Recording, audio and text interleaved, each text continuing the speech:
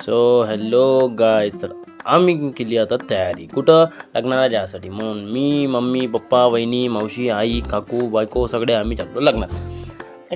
घरी असताना माहीत नव्हतं, पण लग्नामध्ये येऊन माहीत झालं की तर मित्राचे लग्न वे मित्राचे लग्न वेन माहीत झाल्यावर तर कोणी पण चांगलंच राहीन. मी पण थोडासा सजून धजून इकडं तिकडं पाहत घुमलो.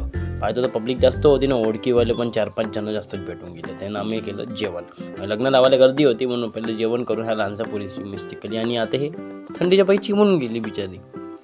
तिथं बसल्या बसल्या आम्हाला वाटत होतं बोर.